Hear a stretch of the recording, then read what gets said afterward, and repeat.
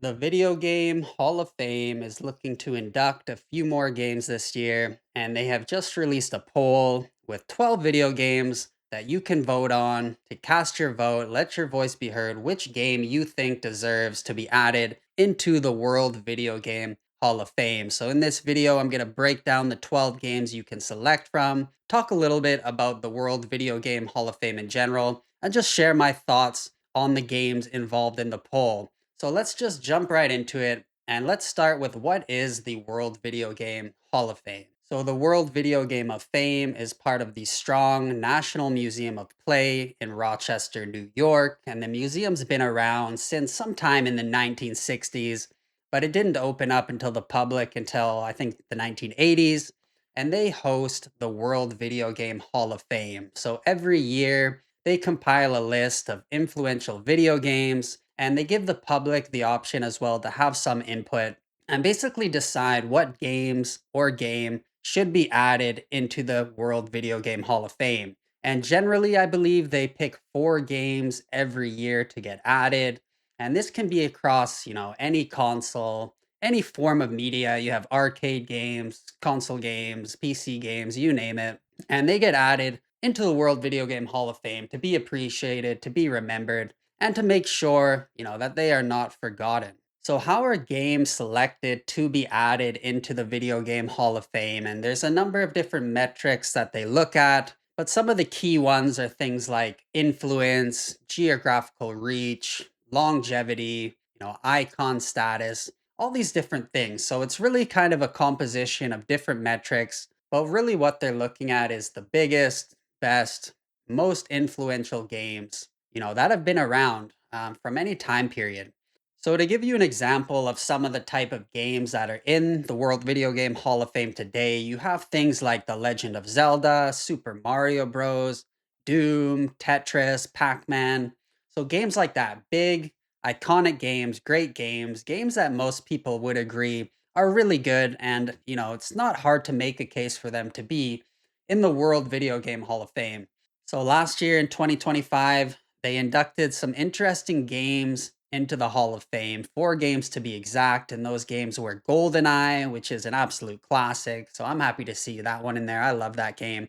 You had Quake, another classic, a game that I played a lot growing up. So again, I think that's a good pick. Then they had Tamagotchi, which is kind of an interesting one. And Tamagotchi was that little handheld device where you had a little creature you would feed and take care of, take it on the go. And I can see why that was added. Tamagotchi had a huge run, a lot of influence. It was a big phenomenon at the time, so I can understand why Tamagotchi got in there.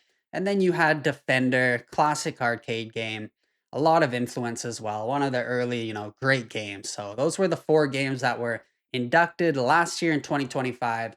But let's talk about this year, 2026, and the 12 games that they are looking for your vote on to see if one of these games should get added into the Video Game Hall of Fame. All right, so I'm going to read off the 12 games here and share my thoughts on these, talk a little bit about them. So the first on the list is Angry Birds. And Angry Birds, again, was, a big cultural phenomenon, mobile game. I think most people played it. I thought it was okay. I wasn't, a huge fan of Angry Birds. I wasn't playing it that much. Didn't think it was the best thing, but I can't deny that it was a big cultural hit. A lot of people loved it, and it had a lot of influence. They make plushies, they got a lot of merchandise, so I can see why Angry Birds would be selected, but do I think it belongs in the Video Game Hall of Fame? Not really in my opinion, but I'm not surprised to see it there. Next one, we have Dragon Quest.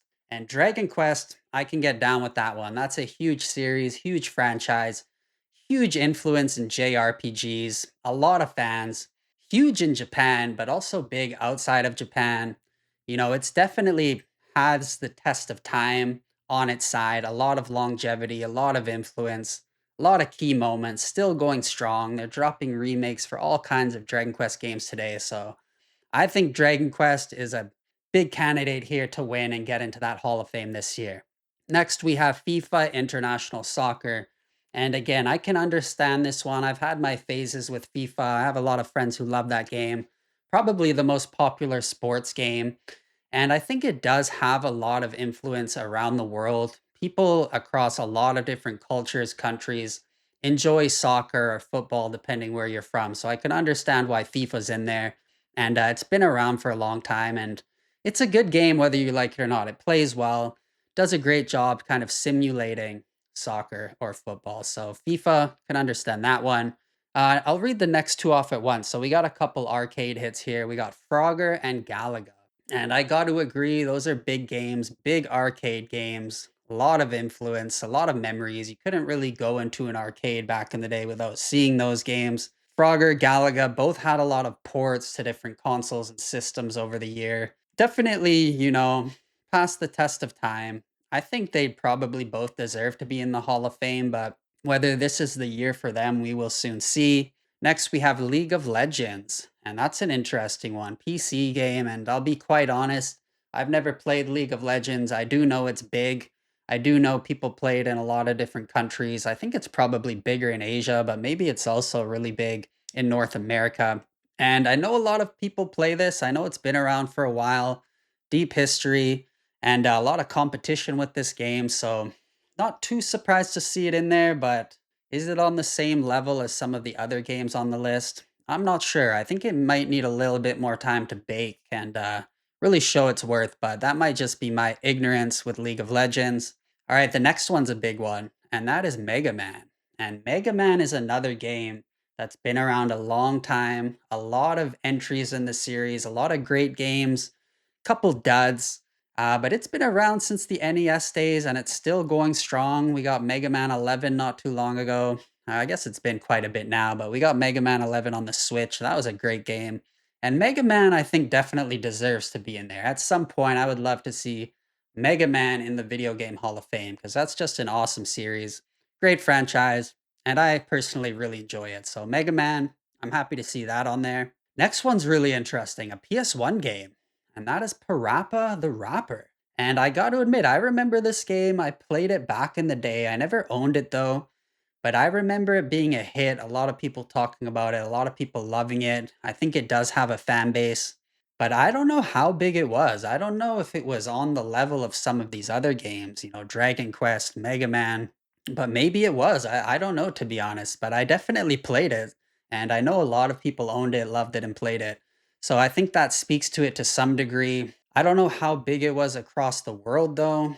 And yeah, I'm just not sure it's on the level of some of these other games. But let me know in the comments below. What do you think about Parappa the Rapper? Do you think it belongs in the Video Game Hall of Fame?